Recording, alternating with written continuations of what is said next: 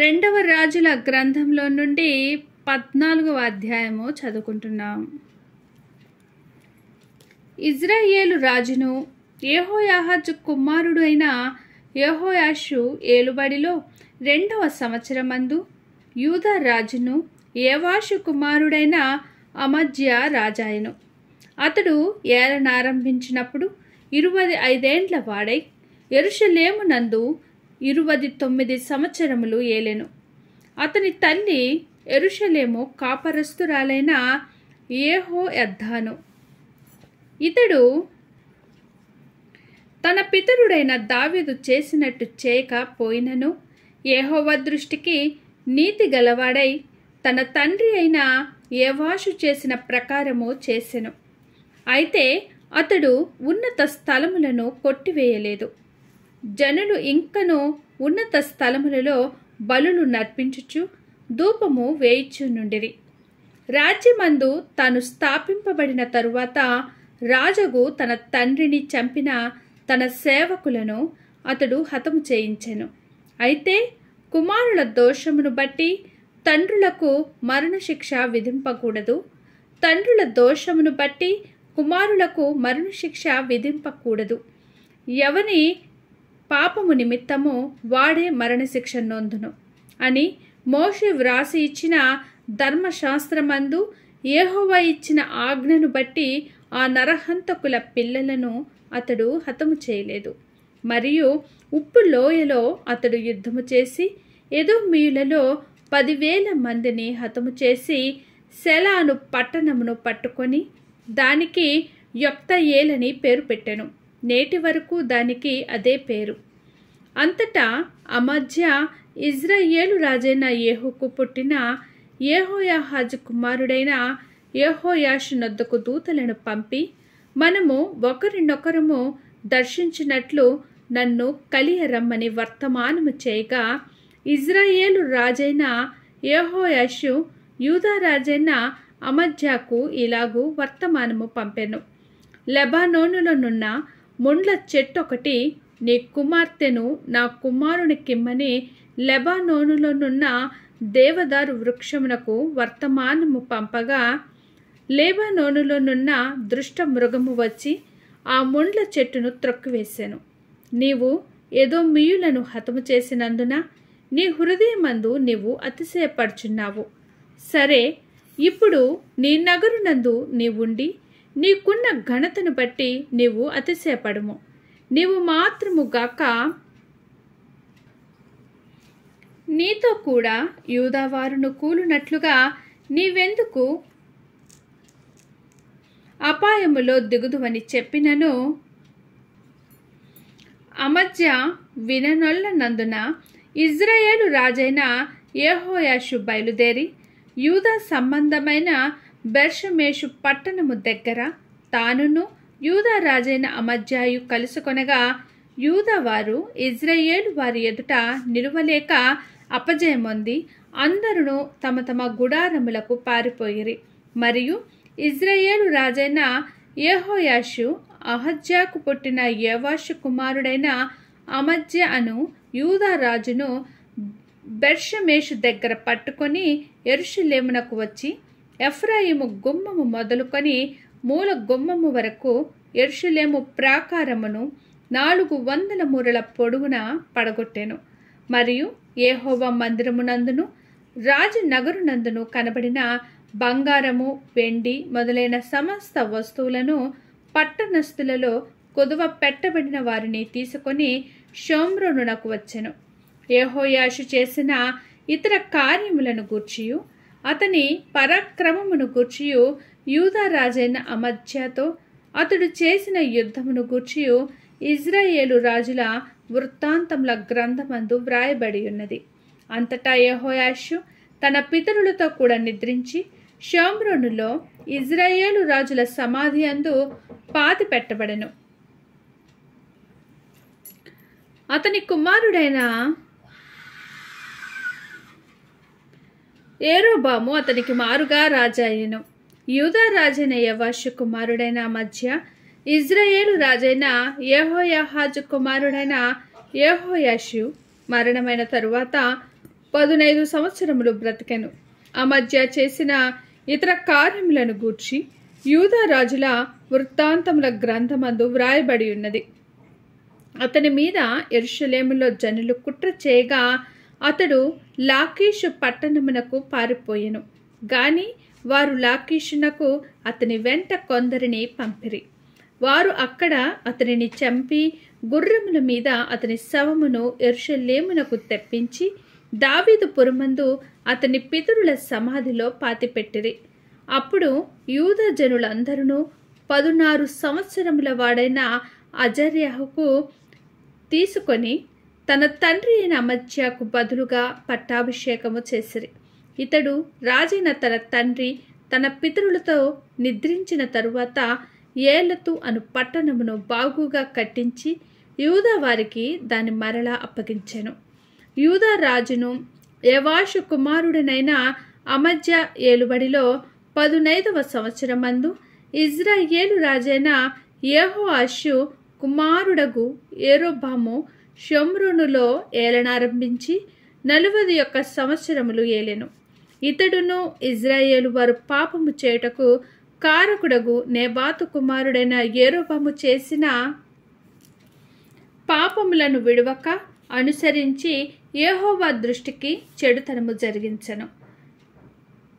గత్యే పేరు ఊరివాడైన మిత్తయికి పుట్టిన తన సేవకుడైన యోనా అను ప్రవక్త ద్వారా ఇజ్రాయేలీయుల దేవుడగు యెహోవా సెలవిచ్చిన మాట చొప్పున ఇతడు హామాతునకు పోవు మార్గము మొదలుకొని మైదానపు సముద్రము వరకు ఇజ్రాయేలు వారి సరిహద్దును మరలా స్వాధీనము చేసుకొనెను. ఏలయనగా అల్పులేమి గనులేమి ఇజ్రాయేలు వారికి సహాయులెవరునూ లేకపోయిరి. యెహోవా ఇజ్రాయేలు వారు పొందిన బాధ ఘోరమైనదనుకొనెను. ఇజ్రాయేలును పేరు ఆకాశము క్రింద నుండి తుడిచి వేయినని యెహోవా సెలవిచ్చి ఉండెను గనుక యెహోయాషు కుమారుడైన యరొబాము ద్వారా వారిని రక్షించెను. యరొబాము చేసిన ఇతర కార్యములను గూర్చియు అతడు చేసిన దానినంతటిని గూర్చియు అతని పరాక్రమమును గూర్చియు అతడు చేసిన యుద్ధమును గూర్చియు దమస్కు పట్టణమును యూదా వారికి కలిగియున్న హామాతు పట్టణమును ఇజ్రాయేలు వారి కొరకై అతడు మరలా పట్టుకొనిన సంగతిని గూర్చియు ఇజ్రాయేలు రాజుల వృత్తాంతముల గ్రంథమందు వ్రాయబడి ఉన్నది. యరొబాము తన పితరులైన ఇజ్రాయేలు రాజులతో కూడా నిద్రించిన తరువాత అతని కుమారుడైన జకర్యా అతనికి మారుగా రాజయ్యెను. దేవుడు 2వ రాజుల గ్రంథంలో నుండి 14వ అధ్యాయము చదువుకోవడానికి ఎంతో కృప చూపించున్నారు. దేవునికి ప్రత్యేకమైన కృతజ్ఞతలు తెలియజేసుకుంటున్నాను. 2వ రాజుల గ్రంథంలో నుండి 15వ అధ్యాయము చదువుకుంటున్నాం. ఇజ్రాయేలు రాజైన యరొబాము ఏలుబడిలో 23వ సంవత్సరమందు యూదా రాజైన అమజ్యా కుమారుడైన అజర్యా ఏలనారంభించెను. అతడు 14 ఏండ్ల వాడై ఏలనారంభించి యెరూషలేమునందు 52 సంవత్సరములు రాజుగా ఉండెను. అతని తల్లి యెరూషలేము కాపరస్తురాలైన యొకల్య. ఇతడు తన తండ్రి అయిన అమజ్యా చర్య అంతటి ప్రకారము యెహోవా దృష్టికి నీతి గలవాడే ప్రవర్తించెను. ఉన్నత స్థలములను మాత్రము కొట్టివేయలేదు. ఉన్నత స్థలముల యందు జనులు ఇంకను బలులు అర్పించుచు ధూపము వేయిచు ఉండిరి. యెహోవా ఈ రాజును మొత్తినందున అతడు మరణ మగు వరకు కుష్ఠిరోగి అయి ప్రత్యేకముగా ఒక నగరులో నివసించెను. గనుక రాజకుమారుడైన యోతాము నగరు మీద అధికారి అయి దేశపు జనులకు న్యాయము తీర్చువాడుగా ఉండెను. అజర్యా చేసిన ఇతర కార్యములను గూర్చియు అతడు చేసిన దానినంతటిని గూర్చియు యూదా రాజుల వృత్తాంతముల గ్రంథమందు వ్రాయబడి ఉన్నది. అజర్యా తన పితరులతో కూడా నిద్రించి దావీదు పురములో తన పితరుల సమాధి యందు పాతి పెట్టబడగా అతని కుమారుడైన యోతాము అతనికి మారుగా రాజయ్యెను.